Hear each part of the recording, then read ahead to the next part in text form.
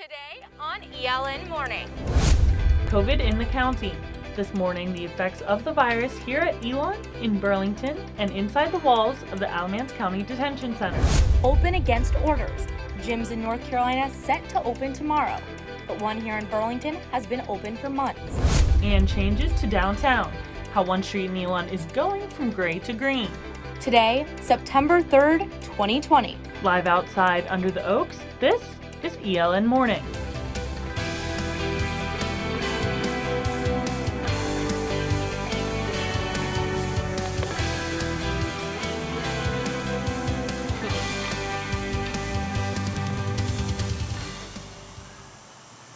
Good morning and welcome to ELN Morning. I'm Amanda Gibson. Thank you so much for joining us under the oaks this Thursday morning. I'm Isabella Seman.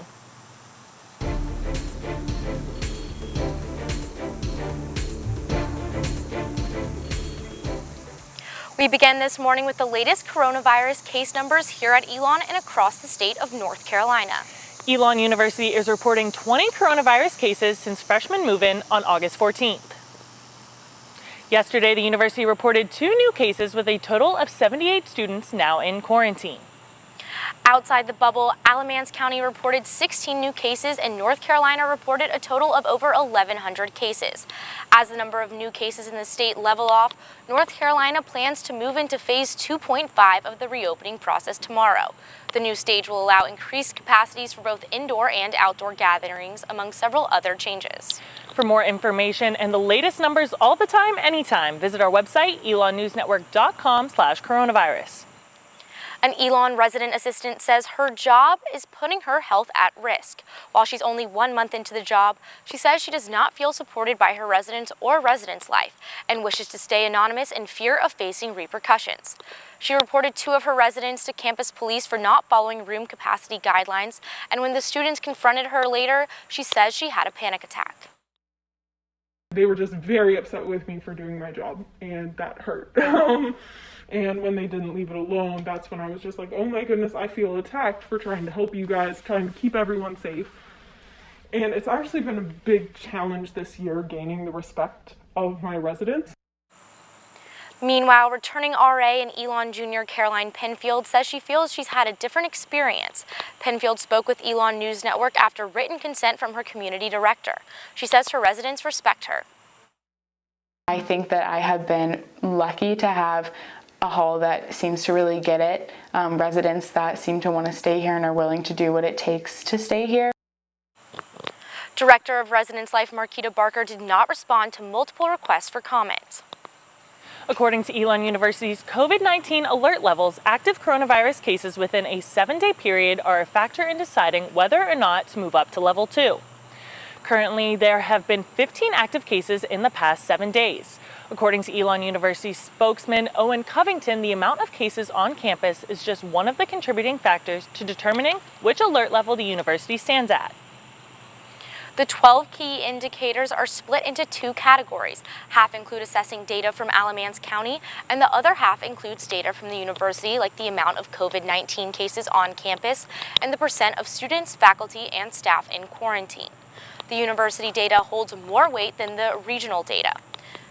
The university based its COVID-19 alert model off of the COVID-19 Planning Guide and Self-Assessment for Higher Education, created by accredited institutions. While other North Carolina universities don't seem to have a specific alert system, they too are following CDC guidelines. For more coronavirus coverage, go to our website at elonnewsnetwork.com/coronavirus. According to the North Carolina Department of Health and Human Services, the state's largest COVID-19 outbreak is a jail in our county. There are 103 confirmed positive cases in the Alamance County Jail. This includes 94 inmates and 9 staff members. Now, the county health department says they're working with the facility to implement contact tracing and mass testing. When asked if her department takes responsibility for the outbreak, Interim Health Director Alexandria Rimmer says they're doing their best to contain it. At this point, we're just working together to mitigate it and try to affect the least amount of people as possible, whether or not that be an inmate, a detainee, somebody coming out into our community, and staff members and their loved ones. So really at this point, our stance is just trying to minimize the impact that it has on folks and in the community.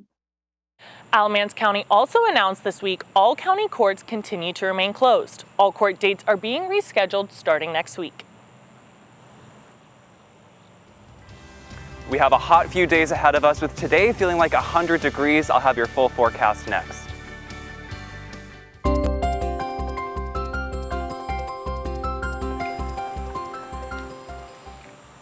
Well, Bella, I don't know about you, but I am sick and tired of this humidity. It's so humid outside that my hair was straight this morning, and now clearly it's not straight. So joining us now with more information about the humidity under the oaks is Brian Ray with our Phoenix 5-day forecast. Brian?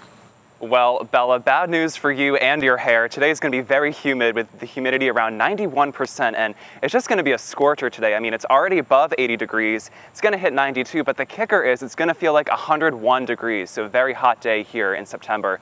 And this is going to carry out into tomorrow, too, with a high around 91 and that sun still beating down. Now, it is going to cool off just a little bit over the weekend with highs around the 80, but again, the sun is still going to be here and heading into early next week, high around 85 with that sun still here. So I guess we got to enjoy it while it lasts, but make sure you're staying hydrated, taking breaks from the heat when you need it. Amanda and Bella. Brian Ray with your Phoenix 5-day forecast. Thanks so much. Gyms in North Carolina can open back up at 30% capacity tomorrow under phase 2.5, but one CrossFit gym in Burlington is already open and running at full capacity. CrossFit 584 reopened on Memorial Day, and owner Scott Barbie says he doesn't understand why gyms couldn't have opened under phase 2. He says he didn't open up to rebel against Governor Roy Cooper's orders, but after losing 20% of his memberships in April and May, he couldn't stay closed any longer. Governor Roy Cooper decided that as a small business owner, it didn't matter. I had to close my business, and you know, I can only do that for so long and watch my business wither and die. And Barbie says he told the Burlington Police Department he would be opening the gym. He says the department told him that rules are rules, and if enough complaints were made about the gym, they would have to shut it down. But since May, he hasn't received a single complaint. what we're doing as gyms in North Carolina and the many gyms that have been open is, again, not to do this in a negative manner or present ourselves as like, you know, hey, we're gym owners, we're badasses. We're simply doing this because this is our way of life. This is our living. And many of us have a lot of time and money, blood, sweat, and tears invested in our businesses. Barbie says he won't be changing any rules at his gym under phase 2.5, continuing to operate at full capacity while enforcing social distancing and cleaning protocols. Meanwhile, Elon Campus Recreation and Wellness is preparing to open its indoor facilities on Monday under phase 2.5. Facilities will not only be open at reduced capacity, but students will also be required to reserve equipment or workout spaces before coming to the gym. Reservations are an hour long and face masks are required unless you are participating in strenuous activity. Tonight, the Student Government Association will host a virtual town hall where Randy Williams will present on Elon's new diversity, equity, and inclusion initiatives. Leanne Royster will also present on coming changes to Elon's bias reporting system. I know students are disenchanted with the bias reporting system, and they're upset because they hear like they don't have communication after submitting a bias report, or they feel like there's a lack of action. And Dr. Royster and her team is working really hard to address these student concerns. Takei says students passionate about diversity, equity, and inclusion initiatives should join SGA's Student Inclusive Campus Committee. For more on the upcoming town hall, check elonnewsnetwork.com. And still to come, how some performing arts students are planning to connect with their audience, even virtually.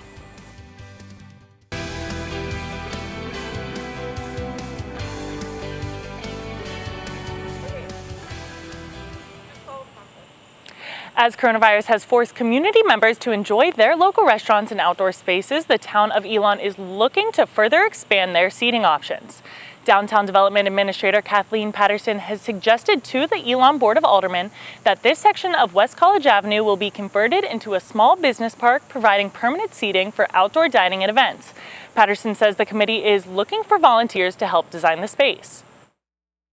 We have a design committee for downtown Elon, so we're always looking for volunteers that love that type of thing, that are interested in helping us, turn downtown into a beautiful space. And so that committee will take on that project and try to figure out what it could look like. The business park is expected to be open to the public to enjoy by the holiday season of 2021. While the performing arts traditionally evoke emotions in their audience while on stage, students this fall will have to inspire their audience in a virtual setting. Our Ellis Chandler has the story. Like Elon's other departments amid the pandemic, performing arts classes are changing their class structure to comply with coronavirus guidelines. Elon Jr. Caroline Booth is a dance major and grateful to be back in class, but is still adjusting to the new policies in place. We're all trying to just make the best out of it as we can. And obviously dancing in masks is not ideal at all. It's definitely hard to breathe, but as long as we're staying safe, I'm just happy that we're in the studios. Guidelines for performing arts students include the standard face covering policy and wiping down spaces. But there is an added challenge for people singing. They must stand 16 feet apart and wear a face shield. That's something that's difficult for me because especially as a music major, learning music over the computer, things like that, it's not very easy at all. Although there are spaces and studios available to students, most classes still have an online element to them. Elon delivered a Hamlet at Home performance in April and looks to do something similar again virtually this fall. Sophomore Ross Brunschwig understudied for the role of Hamlet and was looking forward to performing in front of a live audience. What do you do when all of your years have been pretty much building up to getting ready to perform live or, go places and do things and work together and deal with a very collaborative environment when that's not going to be the case. I do hope that we can get to a point where we're having a lot of interaction between whoever is performing on stage together. So that way, that feeling of going to the theater can still be alive. Ellis Chandler, ELN Morning. 9 out of 10 acting and dance productions this semester will be taped and released to the public on a set date. And that's all the news we have for you today. Thank you so much for joining us. On air, online, and in print, we are Elon News Network. Stay safe and healthy and have a great week at Elon.